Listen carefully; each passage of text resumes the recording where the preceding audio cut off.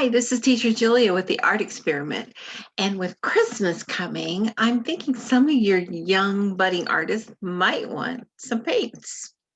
And so I'm going to give you a little comparison of tempera paints because there's three kinds that I know of, and one kind I've never even tried. So it'll be my first time too. And I'll just give you my opinion on it.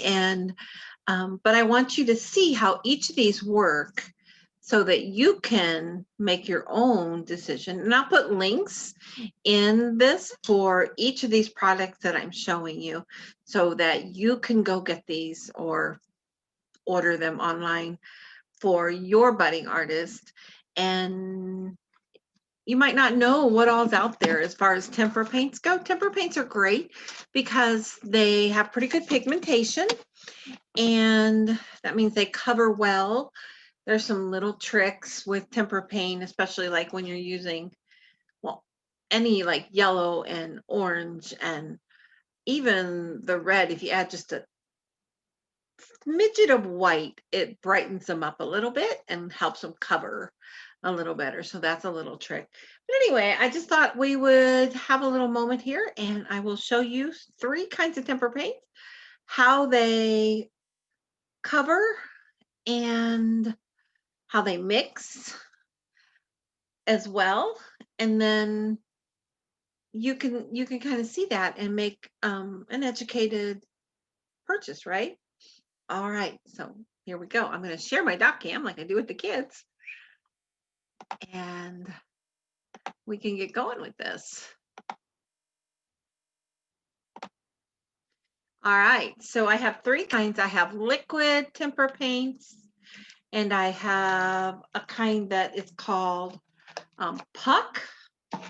So I've got these lighter colors here, but I have those colors as well. These are dry, and I'm going to show these to you real quick. I know I'm showing. They're literally look like a hockey puck. They're quite heavy, and I'm not kidding you. These will last for years, probably a couple of years. One puck. So I had to buy the tray separately. The pucks come like this, and then you do have to purchase the trays, which is kind of, but you could use muffin tins or any kind of container to keep these in. I just went ahead and got the trays. But anyhow, they're heavy, and this is solid paint. So it will last, it might even last 2 or 3 years. It's just, and they dry. I've used this and they just dry, and it's not like getting on me really a lot. They feel chucky, but they don't really make a mess on you. So those are pucks. And then the other thing I haven't tried yet are these, and these are CraftSmart, which is Michael's like off-brand. I know there are some better ones probably out there, but I'm going to try them. And I haven't even tried these yet, but these are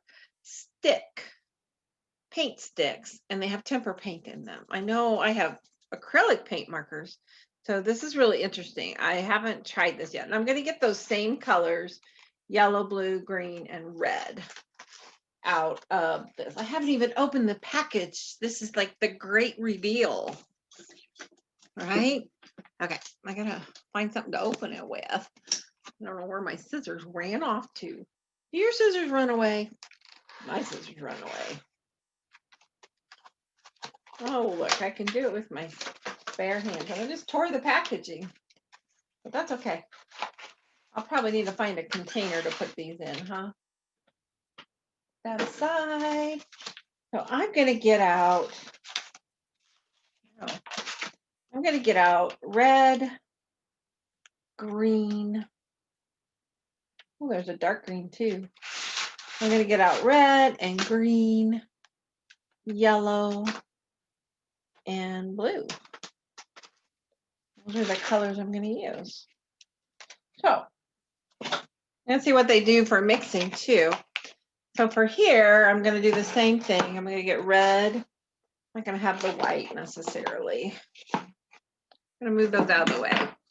should have done this before. So red, green, yellow, and blue. So I'm going to use, not that I have a tealish blue, but I want regular blue because I want to mix and see how the colors mix. Like I said, I've used these already before several times, and they're like they've hardly gone down at all. I've taken them to work and used them in my classroom, and I still have more than enough. So I have these 4 colors. So let's test them.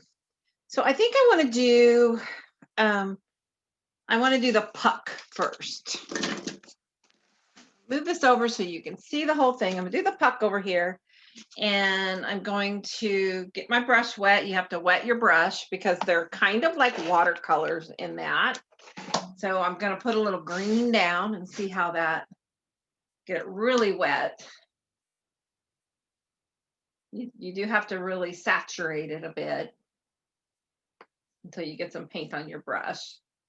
So let's see what that looks like. I'll just do a little streaky. It's nice and vivid. So there's my green. Let's try blue. Should have done yellow first before I got my water all dirty. Here's blue.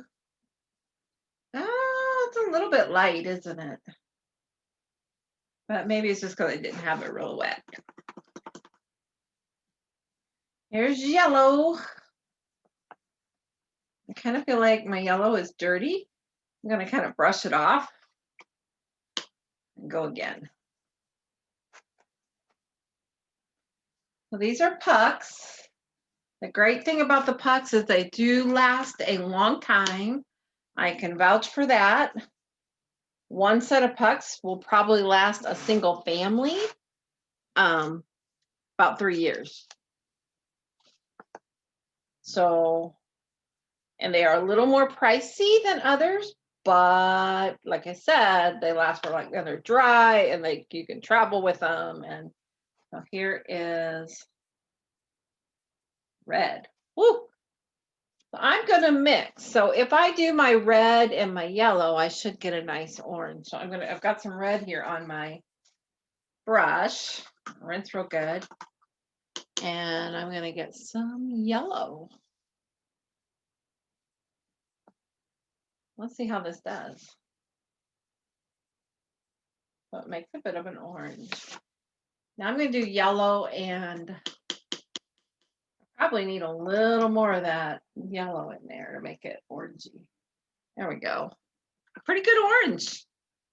So let's make another secondary color. And if you don't know what that is, ask your kids that have taken my art lessons and they'll probably tell you. So another secondary color is green. And we have green here, but let's try it by mixing. Let's mix our blue. I probably don't need my brush that wet because my paint is already pretty wet. And some red. Oh, nice purple. Now I do find with tempera paints that I need to add a little white to make this a good purple. And that's just kind of what I've noticed with temperas. To get a really good purple, to get a vibrant purple, white is kind of the way to go. Let me grab my white puck, I'll show you. And that's just something, it's just something with how the pigments are. I'm going to put some white in there, and you'll see it kind of brighten up into a better purple. See? Much better, huh? Okay. And one more. I'm going to make blue and yellow. And let's see how they mix. If I get a nice green. It does make kind of a, ooh, well, maybe because there was a lot of blue. Kind of a dark green. So you can see kind of how they mix. Now what I would have the kids do is I would have them mix these colors, and these are pretty wet, onto like a lid or a plate or something, and then use that as a palette. All right, so there's the pucks, and they do give a nice vibrant look. They're not bad. So now let's do the liquids. I think I need cleaner water. Oh well. So here's the liquid. So here's green. And these are Crayola brand tempera paints. So here's my green. And they have so many colors. Well, there's green. You don't want, my brush was kind of wet. I probably should have dried it off a little bit better. Just because these are already wet. Don't need that wet of a brush. Here's the yellow, and I have added like just a dollop. No, I didn't. I've got no white in here. So you're seeing the paint without any white. Usually I add a dollop of white to my yellow to make it cover better. So there's the yellow. It's a little brighter than the puck. The liquid is just a tad bit brighter. I don't know. Leave the lid off because I'm going to mix some of that. And let's do red. Here's the red.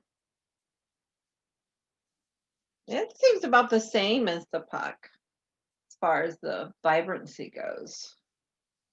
And then blue. Sounds like an army green from that puck a little bit. Oh, let's do some blue.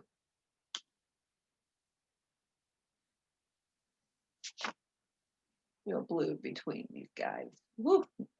And you can see this blue is very vibrant, much more vibrant than the puck. But then again, you are paying for the puck to last for a long time. And that's one of the benefits of the puck. These will dry up. And if these ever dry up, don't throw it away. You just add water and then they work like the puck. So just saying.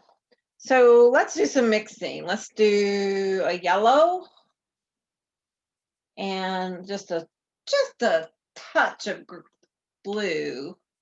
Let's see what kind of green we get. Just a touch. And that might have been too much, but you can kind of see the green happening here as I spread it out. It's very vibrant, much more vibrant than the puck gave us in a mix. Let's do blue and red, and let's see what kind of purple we'll get. I think we'll still get kind of that dull purple. Like I said, adding a white to it would help. It's really dark. Adding a white really vibrants it up, but it is a little more vibrant, especially if I go over a little further and just get like some by itself away from the puddle. You can kind of see how purpley it is. It's nice. And let's see how we do with orange. Yellow and just a smidget of red. And it's a little more vibrant of an orange when I mix them. So I think mixing the liquids is a lot, like you come up with a better color than mixing the pucks. The liquids sometimes can have a very vibrant color, a little more than the puck. But like I said, one of the things you're paying for with the puck is that longevity. And it's so not messy. Like it dries up, the puck itself dries up so fast. So it's very not messy. The liquid can be messier. All right, let's try these sticks. Now, remember, I've not tried these at all. So I have no idea how well these work. And this is Michael's off-brand, they're craftsmart. So it comes like in a stick like this that twists out. There you go. Kind of, it's not sharpened at all. I don't know if you could sharpen it, but there's a little bit of an edge here. So let's see. Oh, those feel like a cross between paint and crayon. I'm gonna go flat so we get a nice big piece. Nice. Now I don't know if I'd have to color the whole thing in if I wanted to color, or if I can add water and spread it. Nope. Nope. Well, Maybe?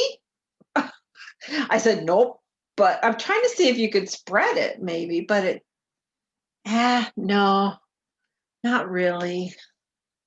A little bit it did, but not much. There's green. Let's try blue. And there were some darker blues in there too, but I'll try this one. Yeah, these feel like kind of like crayons a little bit. I'm going to get that darker blue and see what it did, if it's any different. If it kind of is more comparable to the other blues that I have. Yeah, it's more comparable to those other blues. These kind of feel like crayons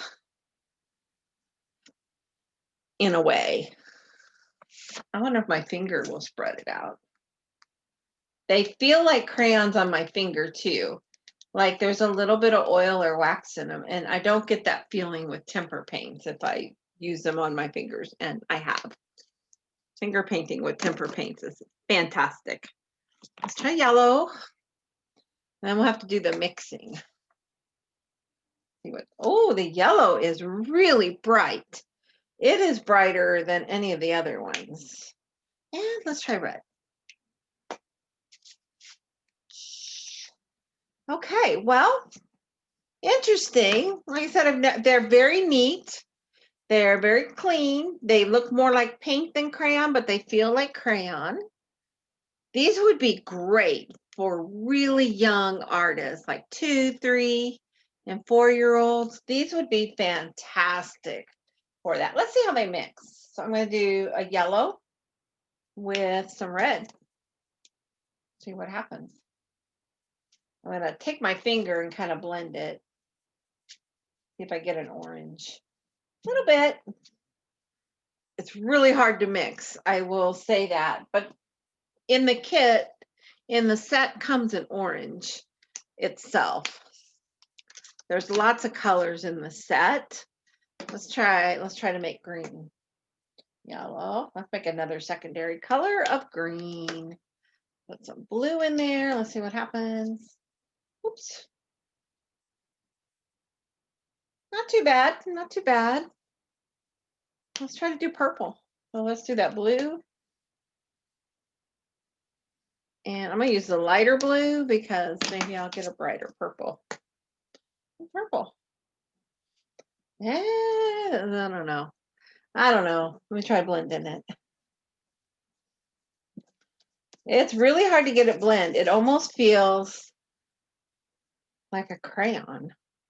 A little oilier, cross between a crayon and oil pastel and paint. So there we go. So those are the tempera paints, and you can see the differences and how they mix, how they show up in their pigmentation. Also, I want to show you, if you want to get your young artist, I would say up through the age of 9 or even younger. If they get to 8 or 9, they could probably have some really good watercolors. But the watercolors that I love for the younger kids are by Faber-Castell, and I will also put a link in there for that. I'll just put Amazon links for all of this so you can, and these are kind of a cross between watercolor and tempera paint. They dry like a tempera paint, they cover like a tempera paint, but they're actually considered a watercolor. And they're great for kids because they color so well. They cover so well. Watercolors can tend to be really transparent. So I'm just going to just give you an idea what this looks like. So these are a bit transparent. It might have even been hard to see that under the lamp. I'll see if I can focus it in a little more. Okay. Well, that was kind of a pinkish color, but they work like watercolor, that if I use a lot of water, I was using this very red color here, kind of a reddish pink right here, but it's like watercolor in that the more water I use, the lighter my color.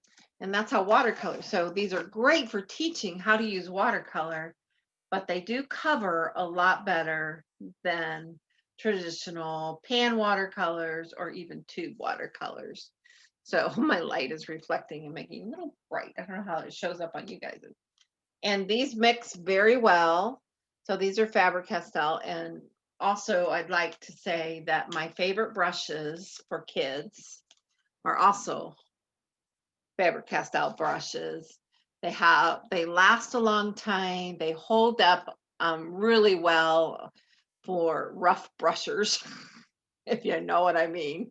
And they have a little grippy thing here for little hands. So I really like Faber-Castell brushes. I will put all the Amazon links for everything I've shown here in the box or in the description, and you guys can get your artists some wonderful supplies. All right, and always remember the art experiment has art kits as well, and you can get on our website and you can purchase an art kit, and that has everything that I actually use when I'm teaching the classes. So it has things like a set of oil pastels, it has a set of crayons, it has a set of markers, it has a glue stick, white glue, paint brushes, not the Faber-Castell paint brushes. Have to buy those. Would be so expensive if I bought those in bulk, but they'd make a wonderful gift. And so I buy them. So if my grandson is here, or I've got kids here painting, or if I'm teaching classes here at my home, I can whip those out and I use them for my students here. But for bulk, I don't get those. They're a little more pricey, but you might want to get them because I do highly recommend them. They are fantastic brushes for little hands. So there you have it. I'm going to stop sharing my screen. I feel like you're looking at those pictures. I don't know if I'm much better, but there you go. I haven't decorated myself with tempera anywhere except maybe on my hands a little. So there you go. I hope this is helpful, and I will put all of these links for Amazon into the description. And if you want to get any of these things for your little artist, you can. Like I said, the art experiment does have the kit, and when I do the lessons, the tutorials, I use what's in the kit and what's in the kit only for my supplies. And of course, if we provide the paint, if we provide paint, the liquid tempera paint for the lessons. But if you would like your artist to have some of their own paints and a bigger supply for in-between projects, then these are some ideas and you can make kind of an educated choice. And if you ask me which ones that I would say were my favorite, I can't tell you. It might depend on what I'm doing.